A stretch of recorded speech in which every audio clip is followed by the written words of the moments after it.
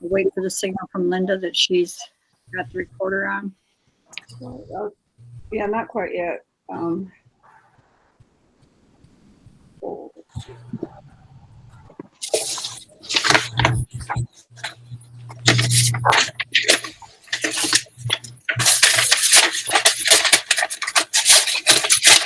Okay, yeah. Go ahead. It is 6:01 p.m. Today is Tuesday, June 14th, 2022. This is the Bluff Town Council regular meeting. Roll call. Linda Sosa. Jim Sayers. Joanne Hook. Grant Murray. And Lippinan. And let's start letting Erin introduce herself now that everyone knows who she is. Erin Richards. The first thing is the approval of the Bluff Town Council regular meeting minutes of June 7th, 2022. Has everybody read them, and are there any changes or corrections, additions? I'll make a motion to approve those minutes, Mayor. I'll second that. Any discussion? Then all in favor say aye. Aye. Aye. Anyone opposed? Aye. You're opposed to the minutes on the 7th?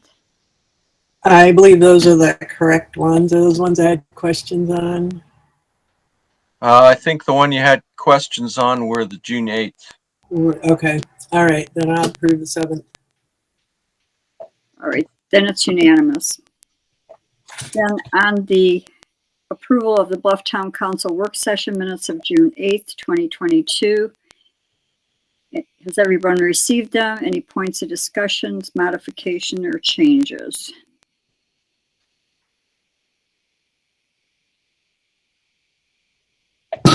Mayor, I was okay with those. I read those, and I'll make a motion to approve them as presented here. No other conversation. I'll second. Any discussion? Then all in favor say aye. Aye. Aye. Aye. Anyone opposed? Aye. 4-1. All right, then this is the public comment. There will be a 3-minute time limit for each person wishing to comment.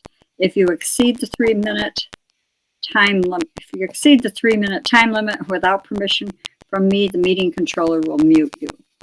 So this is an opportunity for anyone to make a public statement. I do have 2 written statements that I'll read. And maybe I'll do that first while people are trying to decide if they want to speak. There's a public comment from Wesley Shook dated June 8th, 2022. I find it hard to understand why our elected officials would be willing to pay the county $1,300 to run the county election. You ran for office. How about standing up and doing your job to ensure a fair election? If you're not willing to work for the town, resignation is always available. Then there's a second public comment from Kathleen Packish from June 14th, 2022 regarding voting expenditures. I'm writing to express my opposition to using taxpayer dollars to pay a county official to maintain voting access. It is an unnecessary expense. I am disappointed that at the last regular town council meeting, more/all council members did not volunteer to save this money by agreeing to do their part as elected officials. So thank you, Mr. Shook and Ms. Packish, for the comment. Are there any oral public comments? If there are, just unmute yourself or give us some kind of a signal.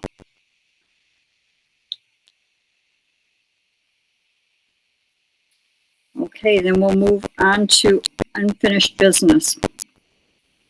The first one is discussion and vote on the resolution for the 2023 certified tax rate. So we received the certified tax rate information from the county on June 9th, I believe it was. And I sent it off to our accountant.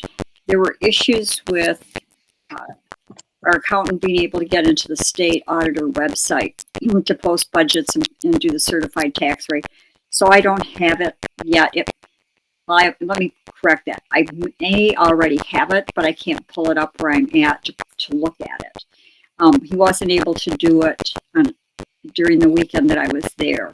So I will have that on the June 21st meeting agenda, but what I could see looked like it was pretty much as we estimated. So I don't think there'll be any changes to anything. We'll just be voting on the rate.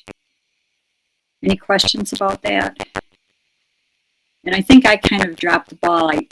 I made an assumption that our accountant could just go into the state auditor website and post, and I think he had to set some stuff up once he was able to get in. I think he had to set up passwords and whatever. Then number 2, update on the CCC design review team. Jim or Brant? Sure, I can take this for a while if you want, Brent. I'll take that as a yes. Yes, it is. I was muted. Yes, thank you. Okay. Yeah, we discussed the email that very briefly that our attorney has written to Woody. We mentioned it. Not everyone on the committee was aware that that had occurred. But beyond that, we didn't have much to say. Don't know what the outcome of that email is going to be. Don't know. So we do know that Heather Atine is still with the Utah Denebikea as the accountant. She has rescinded her resignation, so that was really good news. And she got a lot of support apparently from all over the place, including the town, and she was grateful for that. And she is in the middle of an audit, which is the bad news. But she's going to get cooling tomorrow in her office. We discussed the project director position, and there was some discussion about whether David kind of thought that should be a staff position, but I thought it was nice to have a finite a specific job that had to be completed and have a salary for that if it came to that. And he seemed to go along with that. So there was a little progress made. I was given the go-ahead to contact a person for a cost estimate. So that's what I'm in the middle of doing now. Continue with that cost estimate. We had started that about a month or 2 ago. And then there was a delay. We did discuss the brief delay, I think, in the design review committee activities. Questions so far? So when you say the cost estimate, you're referring to the project manager position? Yeah, yes, exactly. We're trying to get a handle on how much such a position would cost. We pretty much got an idea of fairly specifically what the duties would be. And of course, we'd always need to generate some money to pay it, but we need to get a cost estimate in order to apply for grants. I have contacted the head of the budget management and budget committee with the state of Utah. I believe you were with me, Mayor, when this Commissioner Adams mentioned Sophia DeCaro, and that she may have some funds available this month, and so I haven't heard back from her. I'm going to be talking more to RCAC and USDA. I think David Conine is going to get in contact with USDA with regard to funding. So we had that discussion. Brent mentioned Holly Rogers as a possible grant writing consultant or a grant writer position. You can talk more about that if you wish, Brant. The rest of the stuff was just about the building and the bugs that need to be cleaned out and the weeds that need to be cleaned out. And I was really happy to hear that Heather said that Mexican Water Chapter has some work. They have jobs available during the summer for people who want to make some money, and it's like a conservation corps. They go around and do stuff that needs to be done.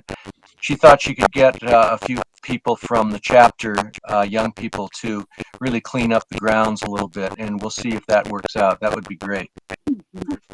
Yeah, we talked about recycling, and then we mentioned the trailer, but that was about it. Anything else that I missed that you think should be mentioned? Aaron was there. So I do have 3 items that I want to address. The first of which I think it has come up, but UDB is intending to submit a letter of intent for an ECHOLS grant. And so the town will receive that before that's submitted. But that's a constant, it'll come up in additional meetings, but we should receive notification before that is submitted, and certainly would be included in the process as that grant is applied for. The other item is the joint account. Oh yeah, thank you.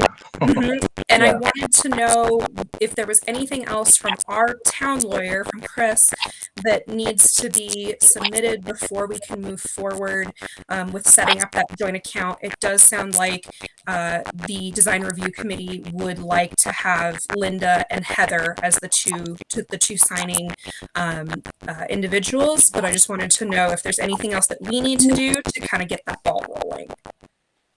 I've already talked with Chris about doing the resolution, and I can follow up with him, send him an email tonight or tomorrow and ask him where he's at with that.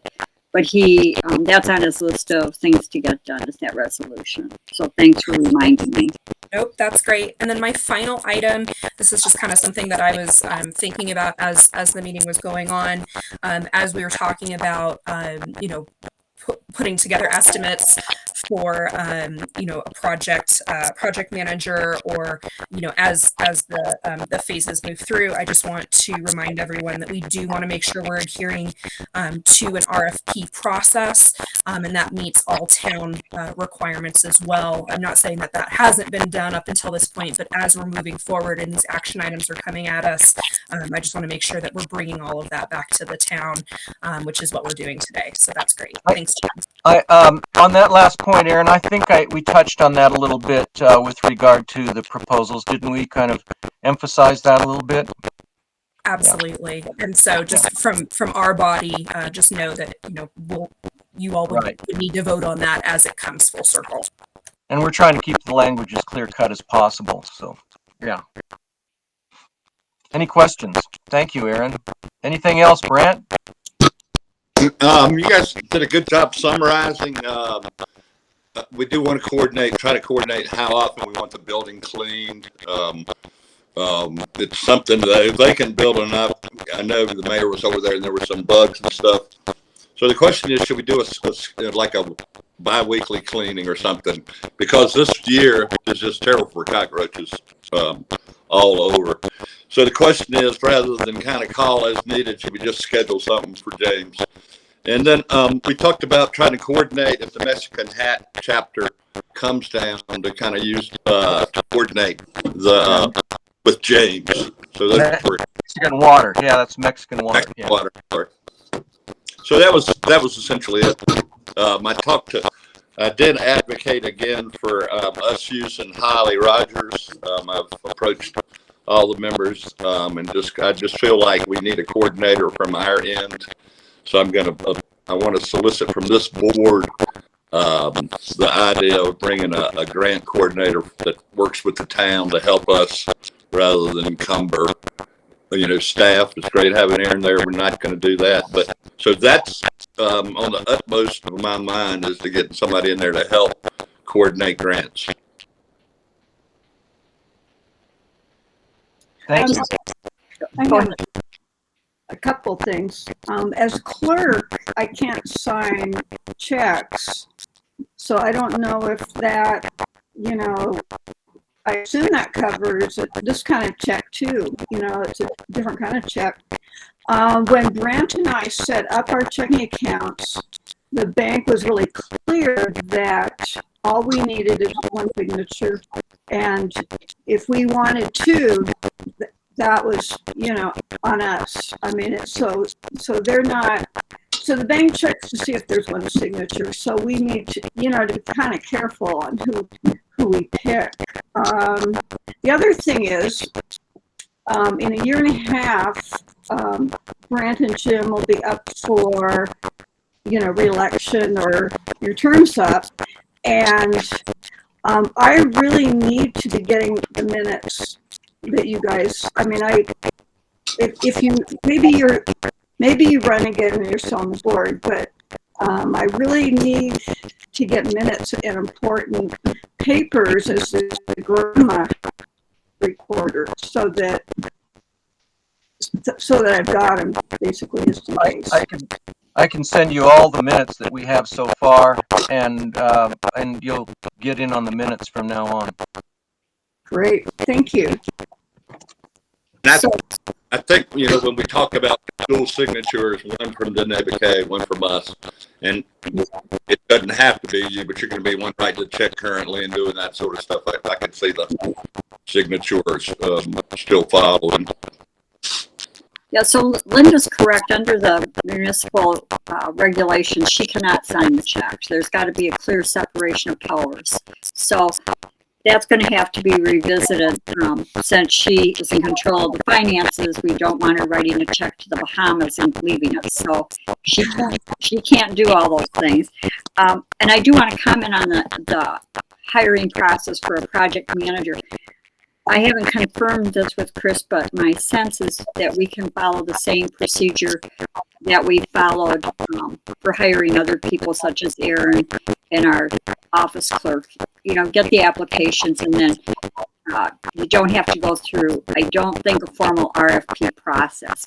That's more of a bidding process for construction or projects, but for hiring people, I think it's that if I'm kind of understand what Aaron is saying correctly, the most important thing is that it comes back to us to vote on and make a decision. Yeah. But I don't think they have to technically use an RFP. But if you're at the point that you're going to put that out there, either ask me to talk to Chris, or you call Chris, Jim, or Brant, or talk with Aaron. Make sure we're following the correct personnel policies.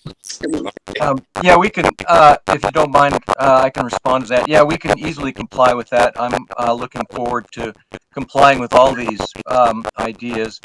The slight hitch in this particular effort to get a project manager is that we don't really know how much they cost for the scope of work that we have in mind, and so we're digging in a little bit and finding out what that an approximation of what that would look like, because we also can't just grab into our budget. We don't have a budget without some money, so we have to get the money.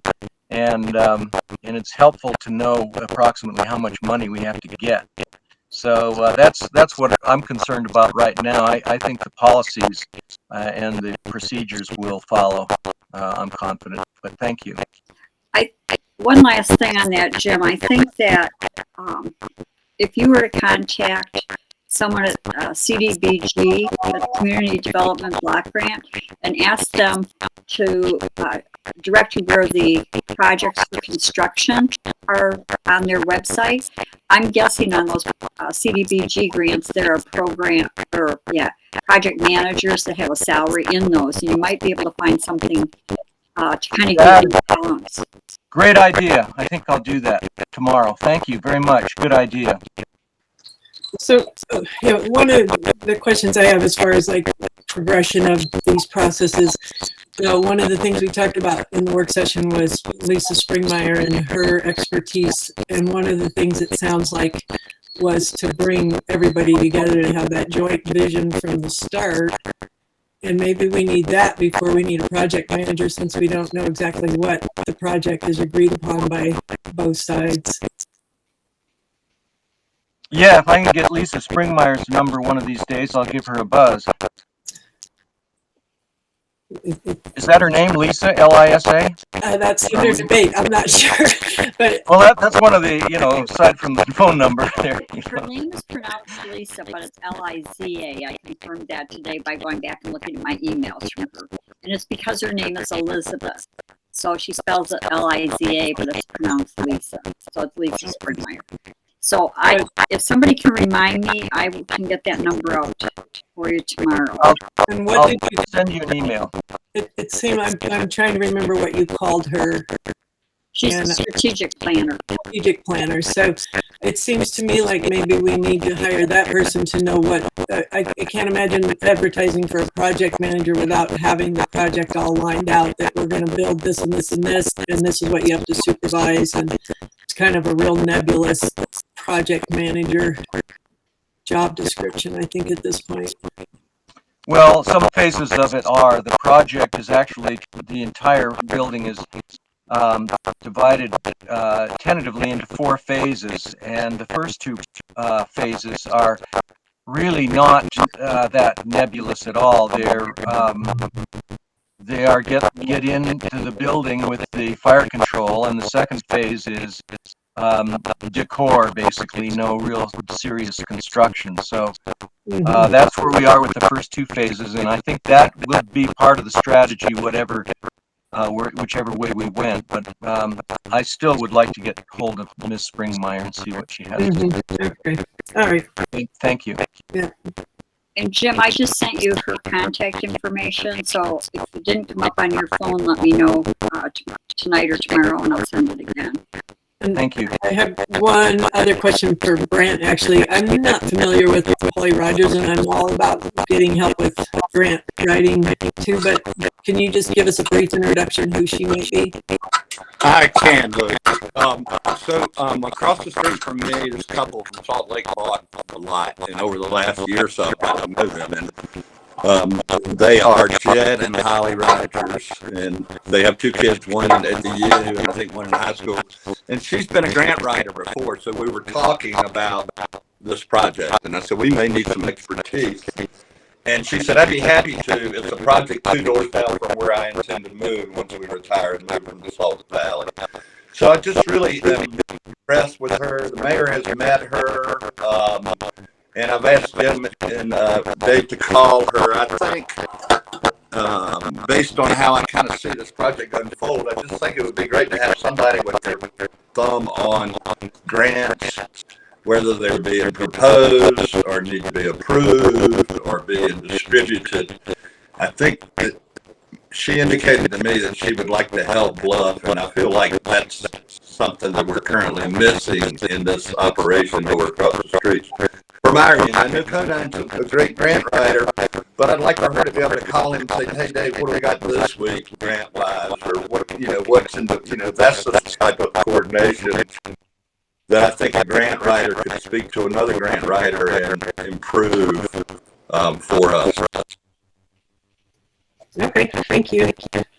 So Brant, maybe what you could think about is having her come into a meeting to be introduced so people can meet her for a work session.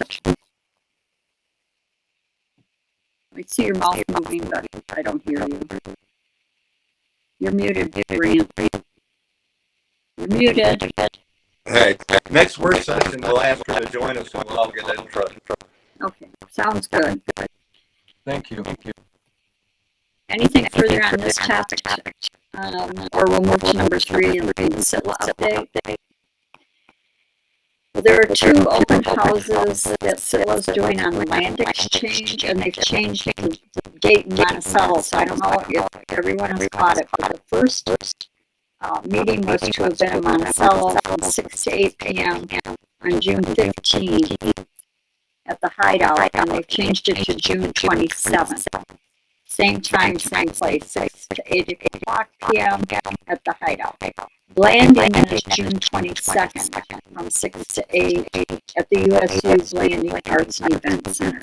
So 6 to 8 p.m. on the 22nd. And that's the only update I have on that. Any questions?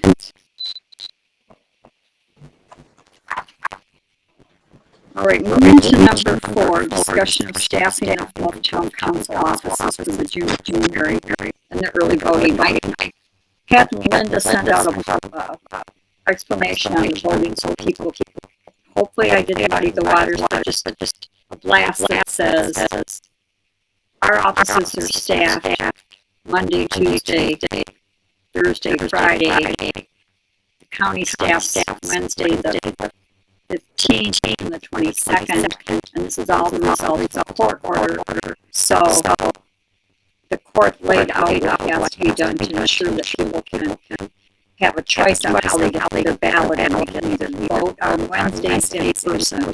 There's nothing to prevent you from going to any of the other voting sites, either distributed through that week. But if you vote in Bluff in person, and on Wednesdays, they have the voting machine, and then we have the ballot drop box in a secured area in the office, so that if you want to drop your ballot off into the locked, secured box rather than being in mail, you can do that. And that's Monday, Tuesday, Wednesday, and Friday. And last day is the 28th of June. But I want to make sure that you understood there's kind of like multiple processes going on. So looking at the schedule,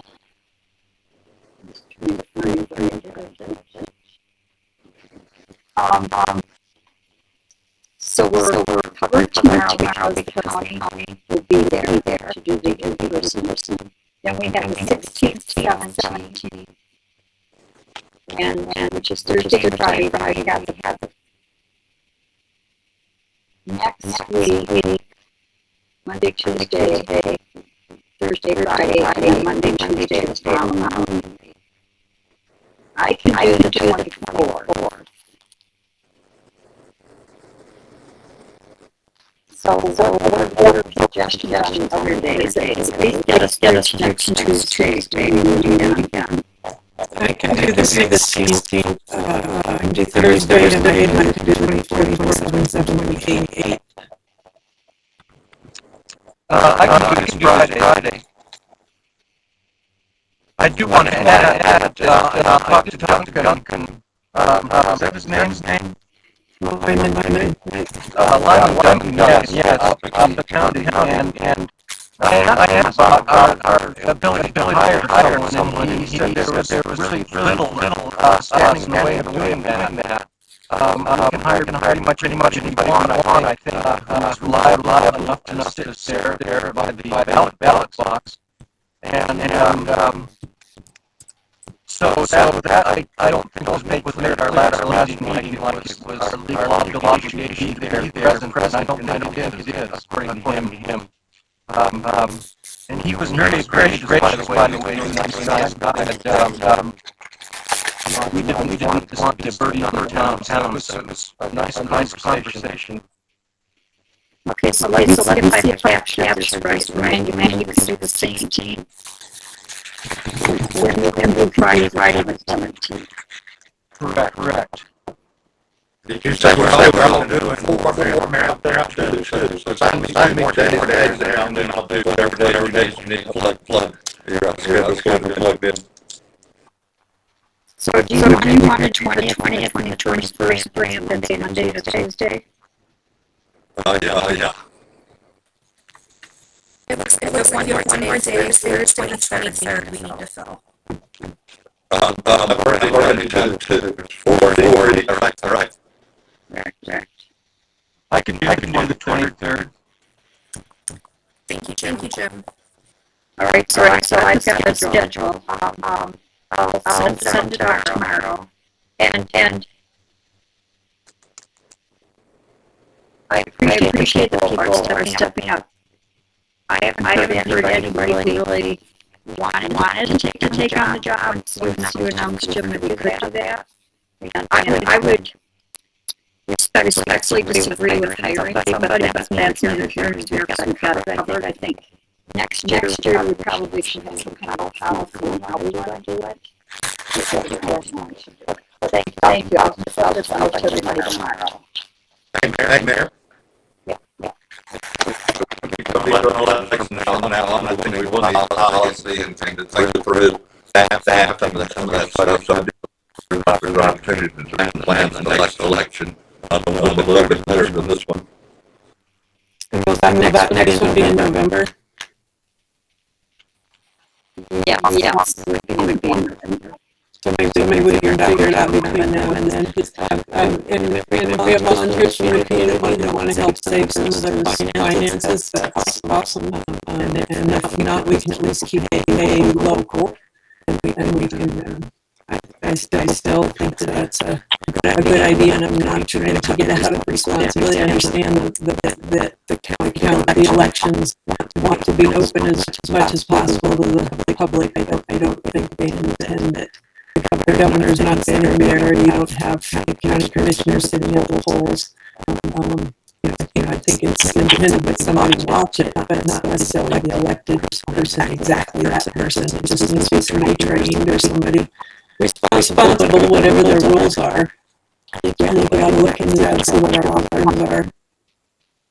Like I have two comments on that respect. If we're going to be hiring somebody or getting volunteers, that voting machine needs to be secured in a different office. Because as it is, some people have gone through drawers on that office when I haven't been there. So I would not want it in my office. First of all, and then secondly, I just want to make it really clear that this wasn't this need for us to have this voting box, the ballot, is not given to us on a timely basis. It was given to us right before the election period started. I asked 2 weeks prior to that what obligation we had, and I didn't get a response from the county. So I got it last minute, and I appreciate we're all stepping up, but I think it's a policy issue that we need to figure out. I think it needs to be someone preferably on staff that we hire, that we monitor, and that we have some accountability for, not just somebody who means well, and I appreciate it, but I'm really nervous. I don't want to have any election issue on my watch, and you don't either. I don't know one does. So let's think about it and talk about it later, but if you can't do the day you said, just let me know and we'll get it covered. Okay. On to number 5, the food pantry pass-through. I'm still waiting for something from Matt McDonald. It was not as simple as we were told initially. We need to have a written agreement for the food pantry pass-through between the town and the county, and then the accountability. So the food pantry would follow policy where they make a request for funds. We pay the money. We have receipts so that we can forward those to the county, so that when they do the federal audits or the state audits, we've got trackability of how that money was spent. We were initially told that we did not need to have receipts or accountability for that money. But Mac is doing the agreement, and we'll follow up with him. Hopefully we'll get it next week and get it on the agenda. Any questions about how that may or may not work? Thank you for dotting these T's, crossing the I's, and making our little town as good a town as we are. It's attention to detail that's what matters, really. Well, it didn't make any sense to me that we would just get the money and write the check without any documentation, because this is similar to the CDBG funds and the ARPA funds, all those funds that we get from the government. We have to track it. So I'll hopefully get this on the agenda for next week.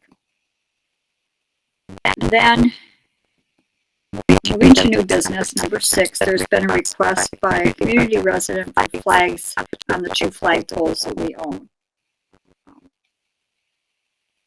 We have 1 flagpole on the community center grounds, and we have 1 on the CCC. And I don't know enough about flag protocol other than rudimentary that they should either be raised or lowered every day, or they should have a spotlight on them or a light on them of some kind if you leave them up at night. And so I think logistically we need to have some discussion whether to do it, and then how to do it, what kind of